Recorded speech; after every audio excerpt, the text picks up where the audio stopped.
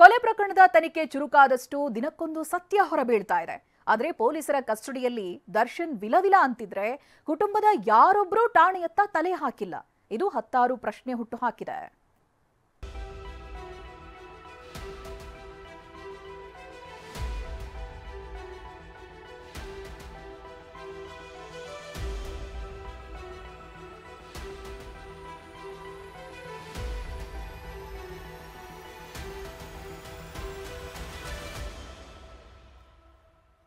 ಪಾಪ ಪ್ರಜ್ಞೆ ಕಾಡ್ತಿದೆ, ಕಣ್ಣೀರಿನ ಶಾಪ ತಡ್ತಿದೆ.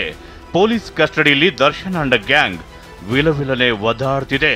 ಪ್ರಕರಣದ ಬಗ್ಗೆ ಒಬ್ಬೊಬ್ಬರೇ ಸ್ಟಾರ್ಗಳು ಮಾತನಾಡ್ತಿದ್ದಾರೆ. ಆದರೆ ತೂಗುದೀಪ ಕುಟುಂಬ ಮಾತ್ರ ದರ್ಶನ್ರಿಂದ ಅಂತರ ಕಾಯ್ದುಕೊಂಡಿದೆ. ಅಮ್ಮ ಬರಲಿಲ್ಲ, ತಮ್ಮನು ತಿರುಗಿ ನೋಡಲಿಲ್ಲ. ದರ್ಶನ್ ಜೊತೆ ಅಂತರ ಕಾಯ್ದುಕೊಂಡ ಕುಟುಂಬ. ಕೊಲೆ ಸುಳಿಯಲ್ಲಿ ಸಿಲುಕಿರುವ ದರ್ಶನ್ ರಥ ತೂಗುದೀಪ ಕುಟುಂಬದ ಯಾರೊಬ್ಬರು ತಲೆ ಕೆಡಿಸಿಕೊಂಡಿಲ್ಲ. ಇದಕ್ಕೆ ಕಾರಣವೂ ಇದೆ. ಈ ಹಿಂದೆ ತಾಯಿ ಮೀನಾ ಮೇಲೂ ದರ್ಶನ್ ಹಲ್ಲೆ ಮಾಡಿದ್ದು, ಮಗನನ್ನ ತಾಯಿ ದೂರ ಇಟ್ಟಿದ್ದಾರೆ. ಇನ್ನು ತಮ್ಮ ದಿನಕರ್ ಜೊತೆಗೂ ಗಲಾಟೆ ಮಾಡಿಕೊಂಡು ಟಿಪಾಯ್ ಗ್ಲಾಸ್ ಎಸೆದು ದಚ್ಚು ಹಲ್ಲೆ ಮಾಡಿದ್ರಂತೆ. ಹೀಗಾಗಿ ಕುಟುಂಬದವರು ದರ್ಶನ್ರಿಂದ ಅಂತರ ಕಾಯ್ದುಕೊಂಡಿದ್ದಾರೆ. ದರ್ಶನ್ ಸಹೋದರಿ ಕೂಡ ಕಸ್ಟಡಿಯಲ್ಲಿರುವ ದಚ್ಚುವನ್ನ ನೋಡಲು ಬಂದಿಲ್ಲ. ನಿನ್ನೆ ಕಿಚ್ಚನ ಮಾತು, ಎಂದು ಉಪೇಂದ್ರ ಪೋಸ್ಟ್. ಆ ಫ್ಯಾಮಿಲಿಗೆ ನ್ಯಾಯ ಸಿಗಬೇಕು, ಆ ಹೆಣ್ಮಗುಗೆ ನ್ಯಾಯ ಸಿಗಬೇಕು, ಹುಟ್ಟಬೇಕಾಗಿರೋ ಆ ಮಗುಗೆ ನ್ಯಾಯ ಸಿಗಬೇಕು. ಇದಕ್ಕೆ ಒಂದು ಒಳ್ಳೆ ನ್ಯಾಯ ಆಗಬೇಕು. ರೇಣುಕಾಸ್ವಾಮಿ ಹತ್ಯೆ ಪ್ರಕರಣದ ಬಗ್ಗೆ ಸ್ಯಾಂಡಲ್ವುಡ್ನ ಒಬ್ಬೊಬ್ಬರೇ ನಟರು ಮಾತನಾಡ್ತಿದ್ದಾರೆ. ನಿನ್ನೆಯಷ್ಟೇ ಕಿಚ್ಚ ಸುದೀಪ್ ಮೃತನ ಕುಟುಂಬಕ್ಕೆ ನ್ಯಾಯ ಸಿಗಬೇಕು ಅಂದಿದ್ರು. ಇವತ್ತು ಇನ್ಸ್ಟಾಗ್ರಾಂನಲ್ಲಿ ಕೇಸ್ನ ಬಗ್ಗೆ ನಟ ಉಪೇಂದ್ರ ಪೋಸ್ಟ್ ಮಾಡಿದ್ದು, ಪಾರದರ್ಶಕ ತನಿಖೆ ಆಗಲಿ ಅಂತ ಹೇಳಿದ್ದಾರೆ. ಕಳೆದ ಕೆಲವು ದಿನಗಳಿಂದ ನಡೆಯುತ್ತಿರುವ ದರ್ಶನ್ ಬಂಧನ, ರೇಣುಕಾಸ್ವಾಮಿ ಕೊಲೆ ಪ್ರಕರಣ ಮತ್ತು ಅದರ ವಿಚಾರಣೆ ಇಡೀ ಕರ್ನಾಟಕ ಮಾತ್ರವಲ್ಲ, ಇಡೀ ಭಾರತವೇ ಬೆರಗಾಗಿ ನೋಡುತ್ತಿದೆ. ಈ ಹೈ ಪ್ರೊಫೈಲ್ ಕೇಸ್ನ ವಿಚಾರಣೆಯಲ್ಲಿ ನಿಷ್ಪಕ್ಷವಾದ ನಿರ್ಣಯ ಮತ್ತು ನ್ಯಾಯಕ್ಕಾಗಿ ಕಾಯುತ್ತಿದ್ದಾರೆ.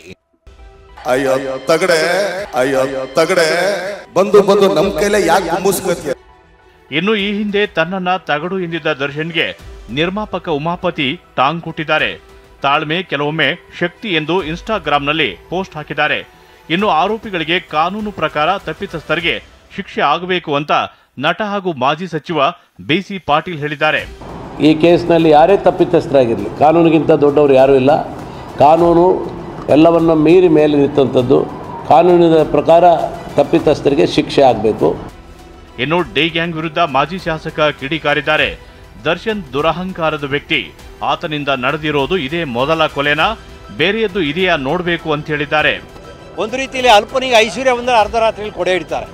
ಆ ರೀತಿಯ ದುರಹಂಕಾರದ ಒಂದು ವ್ಯಕ್ತಿ ಇವತ್ತು ಮರ್ಡರ್ ಮಾಡಿದ್ದಾರೆ ಅಂತ. ಇದು ಫಸ್ಟ್ ಮರ್ಡರೋ ಅಲ್ಲ ಇನ್ನು ಬೇರೆ ಮರ್ಡರ್ ಆಗಿದೆಯೋ ಅದನ್ನು ಕೂಡ ಎಂಕ್ವೈರಿ ಮಾಡಬೇಕು.